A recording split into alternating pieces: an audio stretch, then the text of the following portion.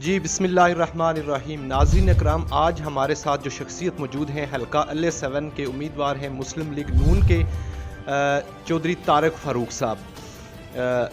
چوئی صاحب، ہم آپ کو اپنے کشمیر میڈیا آفس میں خوش آمدید کہتے ہیں. آپ نے اپنے قیمتی وقت میں سے ہمیں وقت دیا. بہت شکریہ آپ کا. بتائیے گا چوئی صاحب، الیکشن 2021 کچھ گھڑیاں کچھ دن رہ گئے. کل جو آپ نے ایک پاور شو کیا، جو محترمہ آئی ہوئی تھی مریم نواز صاحبہ، ان سے جو بھمبر کی سیاست کا منظرنامہ ہے، کس طرح دیکھتے ہیں؟ کوئی تبدیلی آئے گی اس میں؟ دیکھیں، یہ جو انتخابی جلسے ہیں یہ سیاست کا حصہ ہوتے ہیں، انتخابی سیاست کا، اور باقی پارٹیاں بھی کر رہی ہیں، ہماری پارٹی کے لوگ بھی کر رہے ہیں. اور مریم نواز شریف صاحبہ جو ہیں وہ اس وقت پاکستان کی پاپولر لیڈر ہیں، ہماری پارٹی کی بہت اہم رہنما ہیں. ان کا یہاں پہ جلسہ کرنا جو ہے وہ بڑے معنی رکھتا ہے. اور آزاد کشمیر میں سارے میں ان کے بہت کامیاب جلسے ہوئے. بیمر کا بھی جلسہ ایک کامیاب ترین جلسہ تھا جس نے اپنا ایک ریکارڈ بنایا ہے.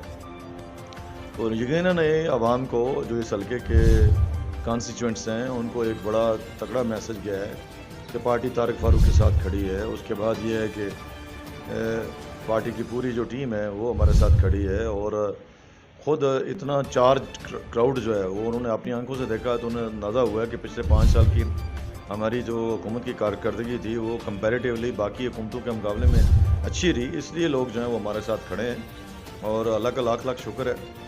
کامیاب جلسہ ہوا، آپ نے بھی اپنی آنکھوں سے وٹنس کیا. مجھے توقع ہے کہ اس کا جو ہے وہ بہت اچھا اثر جو ہے وہ حلقے کی سیاست پہ بھی ہوگا اور آزاد کشمیر کی سیاست پہ بھی ہوگا.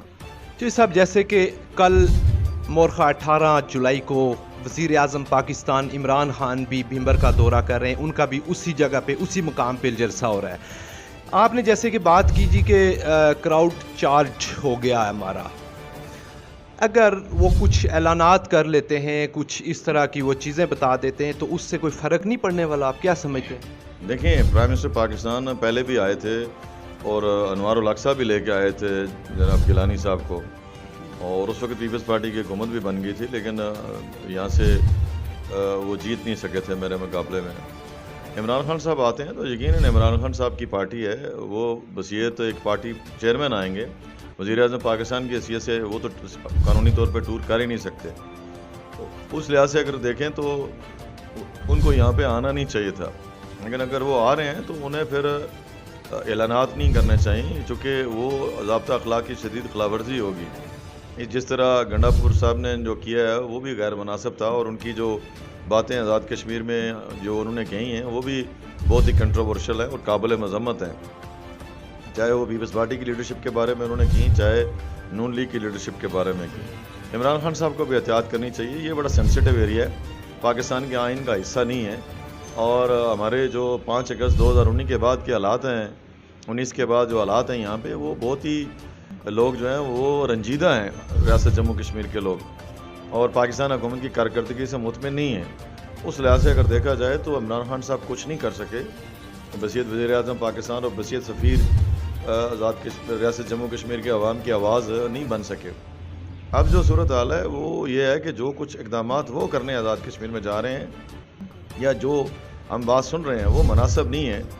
ایسا وہ کریں گے خدا نخواستہ تو پھر مودی کی جو حکومت ہے انڈیا میں، جو مقبوضہ کشمیر میں جو کچھ کر رہی ہے، تو یہ یہاں پہ جو کچھ کریں گے تو اس سے کوئی فرق نہیں رہ جائے گا، اور اس کا عالمی سطح پہ تحریک آزادی کشمیر کو بہت نقصان پہنچے گا، اور خود پاکستان کی حکومت کو بھی بہت نقصان پہنچے گا. رہی بات وہ کس کے لیے آ رہے ہیں، جن لوگوں کے لیے آ رہے ہیں، وہ جو جن لوگوں کے جلسوں میں وہ آ رہے ہیں ممبر میں، سمانی کے امیدوار کو دیکھ لیں آپ، وہ چند دن پہلے شامل ہوئے. پھر اسی طرح ممبر کے امیدوار جو ہیں وہ چند دن پہلے شامل ہوئے. وہ کوئی نظریاتی جو ہے پی ٹی آئی کے لوگ نہیں ہیں، وہ تو چڑھتے سورج کے جو ہے وہ پجاری ہیں اور مفاداتی ایک گروہ ہیں. ان کا پی ٹی آئی کے نظریات کے ساتھ، عمران خان صاحب کے نظریات کے ساتھ قطعاً کوئی تعلق نہیں ہے. اس کے باوجود اگر وہ آتے ہیں تو موسٹ ویلکم. بصیت وزیر اعظم پاکستان، ہم ان کا احترام کرتے ہیں، کشمیری جو ہیں ہر پرائم منسٹر پاکستان کا احترام کرتے ہیں، لیکن یہ حلقہ اتنا آسان حلقہ نہیں ہے. اس حلقے میں انہیں جو ہے وہ، اور پھر آزاد کشمیر میں آ کے ان کو، مجھے یقین ہے وہ ایسی بات نہیں کرے گا جس سے کشمیریوں کے دل کو جو ہے وہ ٹھیس پہنچے. तो साहब, जैसा कि आपके पुराने साथी, आपके पुराने रफ़ाक़ा आपको छोड़ के चले गए, फिर भी उसके बावजूद आपकी आंखों में चमक है, आपके कारकुनान के अंदर एक एतमाद है। कैसे जीतेंगे आप इलेक्शन? देखिए, मेरे हल्के में इलेक्शन हमेशा मुश्किल होता है, इसलिए कि अनवार उल हक साहब मेरे मुकाबले में इलेक्शन नहीं लड़ते। मेरे मुकाबले में राजा ज़ुल्क़रनैन साहब और उनके बेटे अली ज़ुल्क़रनैन साहब जो हैं वो इलेक्शन लड़ते हैं, और वो उनका ज़्यादातर जो इन्हिसार है वो राजपूत बरादरी के ऊपर है, और वो बरादरीज़म की पॉलिटिक्स करते हैं, बड़े अरसे से कर रहे हैं, और अपने ज़ाती मफादात के को जो है वो कटरफार करने के लिए, उनको प्रोटेक्ट करने के लिए वो हमेशा जो है वो इस तरह की सोच अपनाते हैं, ख़ुद इलेक्शन नहीं लड़ते। ये जो मेरे साथ से बहुत सारे लोग छोड़ के गए हैं, मेरे लिए इंतहाई काबिल एहतराम है, मैं उनका बहुत एहतराम करता हूँ, मेरी ज़ाती को दुश्मन नहीं है। सियासत में ऐसी ऊंच नीच होती है, लेकिन ये वो लोग थे जो बड़े पुराने अरसे से जो है वो चल रहे थे। कोई 93 में चेयरमैन बना था, कोई 93 में ज़िला कौंसिल का मेंबर बना था, उसके बाद इलेक्शन ही नहीं हुए, सारा वो जो है वो MLA के ऊपर आता रहा, और फिर उसके बाद जो है वो बाकी सियासतदानों के ऊपर आता रहा। उनके पास तो कुछ नहीं था। इनमें बहुत सारे जो है वो मेरे हाथों के तराशे हुए जो है वो सनम है। लेकिन जो बात मैं कहना चाहता हूँ वो ये है कि लोगों को जगह मिल गई है। अब मेरे पास वो बेशुमार जगह खाली छोड़ के गए हैं। जब छोड़ के गए तो लोगों ने शुक्र अदा किया कि चलें अब तारक शाहरुख के जो सोफ़ा जो है वो उस पर हमें भी बैठने का मौका मिलेगा, और ये जो आइंदा आने वाले बलदियाती इंतखाब होंगे या आइंदा आने वाली जो पार्टी होगी तो उसमें जो वर्कर्स है उनके लिए जगह मौजूद होगी। तो मुझे कोई अल्लाह के फजल करम से कमी नहीं महसूस हुई, बल्कि ये एहसास ज़रूर हुआ कि ये जो दोस्त हैं ये इसलिए पिट गए हैं कि ये ज़ाती मफादात मुझसे हासिल करते रहे, और लोगों ने इन्हें रिजेक्ट कर दिया। जब रिजेक्ट कर दिया तो ये मेरा सामना नहीं कर सकते थे, तो इन्होंने दूसरी जगह जाके पनाह हासिल कर ली। जहाँ पे पनाह हासिल की उनको भी पता है कि क्यों आए हैं, किस वजह से आए हैं, वो भी इनकी वर्थ को जानते हैं, और कल जो है ये पशेमान भी होंगे, नादम भी होंगे, लेकिन तब तक बहुत सा पानी जो है बह चुका होगा। दोस्तों, हाथ उठाओ कि मैं जीऊँ बरसूं। आपने दरांती फेर दी। दरांती फेरने के बजाय आप रस्सी भी तो डाल सकते थे। देखें, ये मकाफात अमल है, चाहे मुझे भुगतना है या किसी और को भुगतना है, ये सियासत में चलता रहता है। मैं आपको यकीन से कहना चाहता हूँ कि जो मेरे साथ लोग शामिल हुए हैं बाद में अनवार उल हक साहब की पार्टी से या उनके ग्रुप से या राजा ज़ुल्क़रनैन साहब के ग्रुप से, कलरी में, पंजड़ी में, दौरा में, मगलूरा में, कोटशिबा में, इसी तरह संगड़ के इलाके में, इसी तरह कसगोमा के इलाके में, फिर गीगन मूसा में, जातला में या कोट पनियारी में, ये भी लोग बड़े अपनी अपनी जगह जांदीदा सियासी कारकुन हैं, और वो इन पॉलिसी से नालां थे कि हमेशा जो है वो वोट लिए जाते हैं, उनको इस्तेमाल किया जाता है, और फिर जो है वो उनको तनाह छोड़ दिया जाता है। 5 साल तक उनकी कोई जो है वो देखभाल करने वाला नहीं होता, और फिर वो वकला के या बाकी लोगों के रहम करम पे होते हैं या दूसरों के पास उनको जाना पड़ता है, और वो भी फ्रस्ट्रेशन बड़ी शदीद है। सिर्फ चूँकि आप लोगों को, मीडिया वालों को बड़े बड़े जो नाम है नज़र आते हैं, मुझे तो वो ज़्यादा नज़र आते हैं इसलिए कि वो फील्ड के लोग हैं और फील्ड के अंदर उनकी रसाई है। मैं बड़े जलसों के ऊपर जितना यकीन नहीं रखता हल्के के अंदर, मैं छोटी छोटी जो सिटिंग्स हैं उनके ऊपर बिलीव कर रहा हूँ। मेरा अपना तरीक़ाकार है पॉलिटिक्स करने का। मुझे अब ये छठा इलेक्शन है जो मैं लड़ने जा रहा हूँ, तो मुझे अंदाज़ा है कि निचली सतह पे जो है वो लोगों की पल्स क्या है, और मैं तो शक्ल देख के लोगों को पहचान लेता हूँ कि ये मेरे साथ चल रहे हैं या नहीं चल रहे, और मुझे अंदाज़ा होता है। मैं उनका बड़ा शुक्रगुज़ार हूँ जो मेरे साथ आए हैं और जिस तरीके से वो मेरी मदद कर रहे हैं। बैरून मुल्क से इतने लोग आए हैं, मेरे साथी दोस्त, ये राजपूत बरादरी में बिलखसूस अंसर अजीम साहब को देख लें, आप मनीर साहब को देख लें, आप वसीम साहब को देख लें, वसीम शबीर साहब को देख लें, शादाब साहब को आप देख लें, इसी तरह कसगोमा के अंदर बहुत सारे लोग आए हैं बैरून मुल्क से, वो मेरी मदद कर रहे हैं। आज बशीर साहब को देख लें, सगीर साहब को देख लें, मुस्तफ़ा साहब की फैमिली है उनको देख लें, रिजवान की फैमिली है उनको देख लें, सगीर की फैमिली है उनको देख लें। राजपूत बरादरी में से ब्रिगेडियर कैसर जैसे लोग जो है अल्लाह के फजल करम से मेरे साथ खड़े हैं। तो मैं सिर्फ आपको अपने कर्नल इफ्तिखार साहब जो पंजड़ी से हैं, वो अल्लाह के फजल करम से मेरे साथ खड़े हैं। हालांकि दबाव बड़ा है रिटायर्ड फौजियों के ऊपर, बहुत दबाव है, लेकिन इसके बावजूद वो मेरा साथ दे रहे हैं, तो उन्हें यकीन है कि ये आदमी काम करने वाला है और टाइम देता है। टाइम बड़ा अहम रोल अदा करता है। जब आप लोगों को टाइम देते हैं, यानी जब आप उम्मीदवार बनते हैं, तो आपकी कमिटमेंट आवाम से होती है कि मैं आपको टाइम दूंगा। आपके पास फिर कोई एक्सक्यूज़ नहीं होता कि मैंने बच्चों को टाइम देना है, मैंने फ़लाँ जगह जाना है, मैं फ़लाँ जगह जाना है, या फ़लाँ बीमारी मुझे होगी है, یا فلاں بیماری سے میں ڈر رہا ہوں یا فلاں بیماری کی وجہ سے میں اوجل رہا ہوں. یہ ساری باتیں پھر عوام نہیں مانتی. عوام جو ہے وہ آپ کو ہر غمی خوشی میں اور کام کاج میں اپنے پاس دیکھنا چاہتی ہے. اور یہ وہ کام ہے جو میں نے پچھلے سارے عرصے میں کیا ہے, جس کی وجہ سے یہ بڑے بڑے اجارہ دار جتنے ہیں اس حلقے کی سیاست کے, ان کو ہمیشہ ناکامی کا منہ دیکھنا پڑا ہے. شروع میں جب الیکشن کمپین جب سٹارٹ ہوئی, آپ خاموشی کے ساتھ اپنے کام میں لگے رہے, پھر آپ نے ایک پتا ایسا کھیڑا کہ کایا پلٹ کی سیاست کی. ابھی کوئی اور پتا بھی باقی ہے؟ دیکھیں, پتے تو شو نہیں ہوتے, وہ تو وقت پہ شو ہوتے ہیں. لیکن میں آپ سے گزارش کروں کہ مجھے الزام دینے والے کہ جی یہ ممبر میں یہ کر رہا ہے, فلان جگہ یہ کر رہا ہے, آپ انہوں نے بوریوں کے منہ کھولے ہوئے, اسی سے آپ کو اندازہ ہو رہا ہوگا کہ ان کے لیے صورتحال جو ہے وہ کیسی ہے, اور وہ کانفیڈنٹ ہوں تو انہیں کرنے کی کیا ضرورت ہے. لیکن اس وقت جو صورتحال پیدا ہو رہی ہے وہ تو ایسا تاثر دے رہے ہیں کہ شاید یہ حلقہ جو ہے وہ پولیٹیکلی مینیجیبل نہیں بلکہ فائنینشلی مینیجیبل ہے. حالانکہ نہیں, یہ بات نہیں ہے. یہ غیرت مند لوگ ہیں, سمجھدار لوگ ہیں, اچھے لوگ ہیں, اور ان کی سوچ اور فکر بڑی کلیئر ہے, اور یہ ڈیولپمنٹ کو پسند کرتے ہیں. ان کو صرف چھوٹی چھوٹی باتوں میں اب الجھایا جا رہا ہے جی کہ فلاں کو ہم اتنے جج لگا دیں گے, ہم اتنے ڈی ایس پی بھرتی کر دیں گے, ہم اتنے اے ایس پی بھرتی کر دیں گے, ہم اتنے جو ہے وہ لوگوں کو جو ہے اے سی بھرتی کر دیں گے. حالانکہ وہ قانون ہی اب موجود نہیں رہا, وہ سسٹم بھی اب نہیں رہا, اب میرٹ بیس پالیسی ہے. اسی طرح وکلا کو کہا جا رہا ہے کہ ہم آپ کو اتنی پوسٹیں دے دیں گے, ہم اتنی جو ہیں وہ آپ کو سامیاں دے دیں گے. یہ ممکن نہیں ہے. یہ صرف لوگوں کے جذبات سے کھیلنے کے مترادف بات ہے. یہ بات میں آپ کو کہوں کہ ہمیں میرٹ بیس پالیسی لانے کا تھوڑا بہت نقصان ہوا ہے, لیکن آئندہ آنے والی نسلوں کے لیے بہت بہتر ہوا ہے. میں اگر اپنے کارکن بھرتی کرتا تو آج لوگ مجھ سے زیادہ ناراض نہ ہوتے. لیکن اگر ہم نے میرٹ کے اوپر لوگوں کو بچوں کو ٹیچر بھرتی کیا ہے, پولیس میں بھرتی کیا ہے, پبلک سروس کمیشن میں ہم نے میرٹ لایا ہے, تو یہ قوم کے لیے اچھا ہے. اور آئندہ آنے والی نسلیں جو ہیں وہ تعلیمی میدان میں اور جو انتظامی میدان میں اس میں بہتری دکھائیں گی. کسی نہ کسی کو یہ انیشیٹو لینا تھا, اور میں ان لوگوں میں شامل ہوں اپنی حکومت میں راجہ فاروق حیدر صاحب کے ساتھ جس کا یہ بیسک انیشیٹو ہے. 12 لوگ تھے پہلے ہم کیبنٹ میں, ان میں 5 لوگ تھے جو پالیسی میکر تھے. پرائم منسٹر صاحب کو تو اور معاملات سے فرصت نہیں تھی. ہم نے یہ پالیسیز بنائی ہیں اور ہمیں ان کے اوپر کوئی ریگریٹس نہیں ہے, بلکہ ہمیں یقین ہے کہ خدا نہ خواستہ حالات اگر ابتر بھی ہو جائیں, لیکن یہ پالیسیز جو ہے وہ اس کو کوئی ریجیکٹ نہیں کر سکے گا, اور کوئی جو ہے وہ اس کو ختم نہیں کر سکے گا. میرٹ جو ہے ہمیشہ بولتا ہے, اور یہ جو چیز ہے یہ سامنے آئے گی.